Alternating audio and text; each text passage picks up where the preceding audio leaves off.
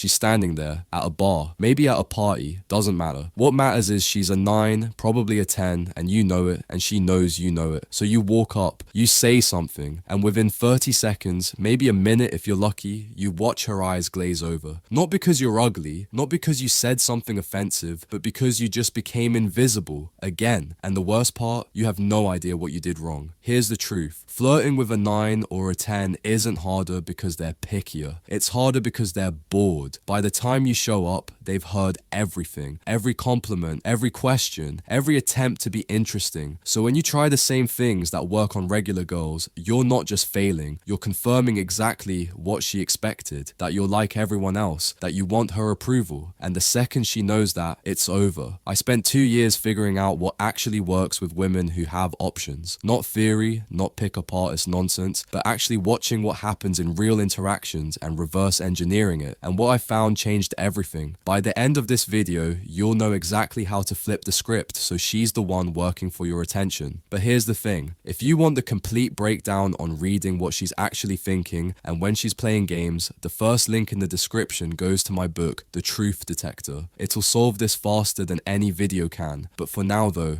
let me show you the one mistake that's killing your chances before you even realize it. Picture the last time you talked to a really attractive woman. You probably asked her questions. Where are you from? What do you do? How do you know people here? Standard stuff. Friendly, normal, safe. But here's what you didn't realize was happening. Every question you asked was an audition. You were interviewing to be interesting enough for her time, and she could feel it. She's felt it 1,000 times before, because when you ask questions like that, you're not flirting. You're gathering information so you can figure out how to impress her. And that's the problem. Beautiful women don't want to be impressed by you figuring out the right thing to say. They want to feel something they rarely feel. Uncertainty about whether you even care. But here's the shift that changes everything. Stop trying to learn about her so you can win her over. Start observing her so you can decide if she's worth your time. I know that sounds like the same thing. It's not. One is you trying to pass her test. The other is you giving her a test she didn't see coming. And when a woman who's used to being chased suddenly realizes she's being evaluated, something clicks in her brain. Something she's not used to feeling. The need to prove herself. I broke this down in my previous video. You can go check it out after this. But let me show you what that actually looks like. She tells you she's a graphic designer. Most guys respond with something like, "Oh, that's cool. What kind of stuff do you design?" Safe, polite, but boring. You just told her you're interested in whatever she does because you're interested in her. Now watch what happens when you flip it. She tells you she's a graphic designer. You raise an eyebrow. So you're one of those people who spends 3 hours arguing about fonts. She'll probably laugh or defend herself. Doesn't matter which. What matters is you just did something totally different. You teased her assumption that you'd be impressed. You made her explain herself. You turned it into a game instead of an interview. Or maybe she tells you where she's from, Los Angeles. Most guys say, "Oh cool, I love LA," or "I've always wanted to visit," but you just gave away your interest for free. Instead, you pause. You look at her like you're figuring something out. Then you say, "Let me guess. You moved there for the weather and stayed for the validation." She'll react. Maybe she'll laugh.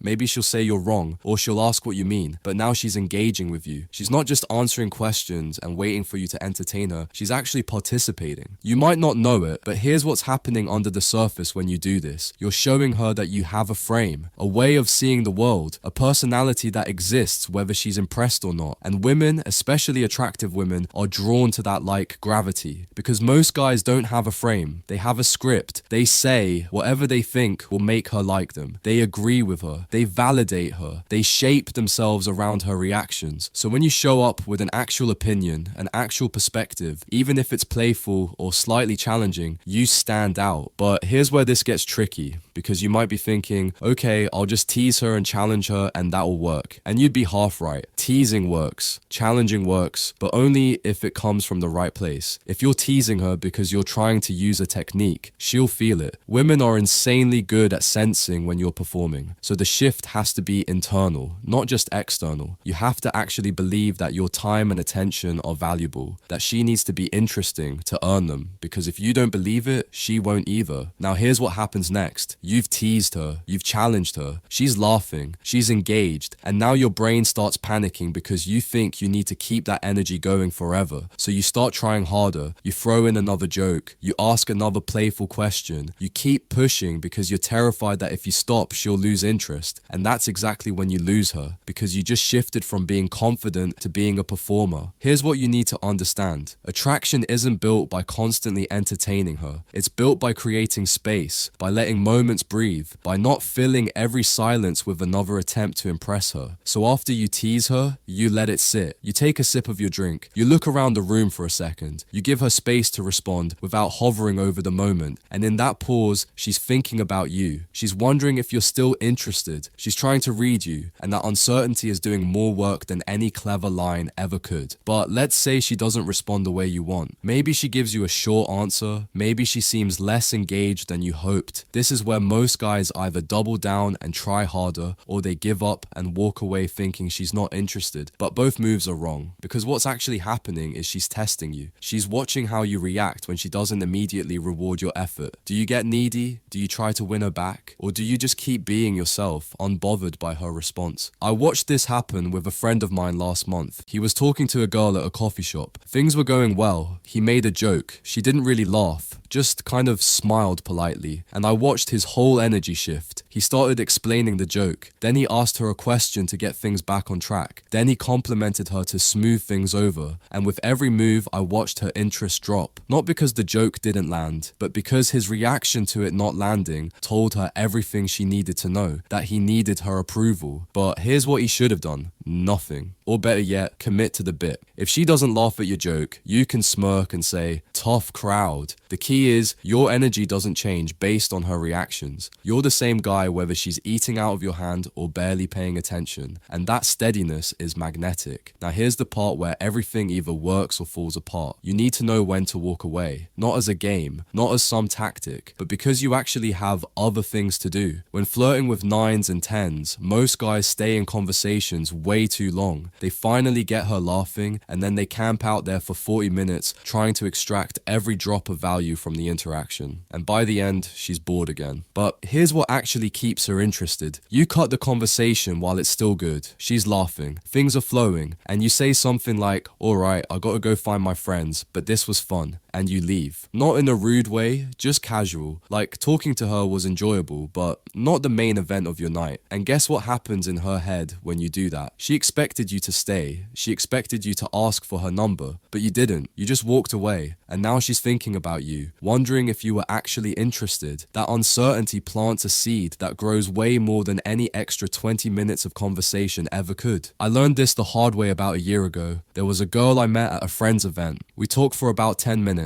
Things were good, she was laughing, but I had to leave early, so I just said, I gotta run, but it was good meeting you, and left. Didn't ask for her number, I just left. 2 days later, she reached out through my friend, and when we met up again, she told me something interesting. She said most guys act like they've been waiting their whole lives to meet her, but I seemed like I had my own life going on, and that made her want to be part of it. But here's the thing, you can't fake that. If you walk away as a tactic, she'll feel it, but when you walk away because you genuinely have a life you're engaged with, that's real, and real is what actually works. So the question becomes, how do you develop that mindset where you're not pretending to be unbothered, you actually are unbothered? And that's the deeper work. Here's what I figured out. You can't be genuinely outcome independent with women if your entire sense of self-worth is tied to how they respond to you. If her laughing at your joke makes your night and her not laughing ruins it, you're cooked. She'll feel that neediness no matter how well you hide it. So the real shift isn't learning what to say. It's building a life where women are something you enjoy, not something you need. Where her approval is nice but not necessary. Where walking away from a hot girl doesn't feel like a loss because you've got 10 other things you're excited about. The guys I know who are actually good with attractive women aren't good because they memorize the right lines. They're good because they genuinely don't need any particular woman to validate them. And when you get there, when you build a version of yourself that you actually respect, you stop putting attractive women on a pedestal. Not because you're trying to play it cool, but because you actually see them as equals, as normal people who happen to be good looking. And when you see them that way, they feel it and they respond to it. So here's what this all comes down to. The biggest mistake guys make with 9s and 10s isn't what they say, it's what they're trying to achieve. You walk up thinking your goal is to make her like you, and that goal is exactly what kills your chances. So you'll flip it instead. Your goal isn't to make her like you. Your goal is to see if you like her. Because when your goal is to see if you like her, you're not trying to impress her anymore. You're observing her. You're noticing how she responds to being challenged. You're seeing if she's actually interesting beyond being attractive. And that shift in focus changes everything about how you show up. And here's the beautiful part. When you're genuinely evaluating her, instead of trying to win her over, she feels it. And it flips the entire dynamic. Because now, she's the one wondering if she's measuring up. She's the one trying to be interesting. She's the one working to keep your attention. And that's when attraction actually happens. Not when you're chasing her, but when she's wondering why you're not. If you want to go deeper on reading what women are actually thinking, when they're testing you versus when they're genuinely interested, grab the truth detector from the first link in the description. It breaks down everything I couldn't fit in this video, but the core lesson is this: stop chasing approval from women who look good. Start choosing women who are good. The shift from chasing to choosing is what separates boys from men, and once you make it, you'll never see dating the same way again. YouTube thinks you'll really love this video, so click on it and I'll see you there.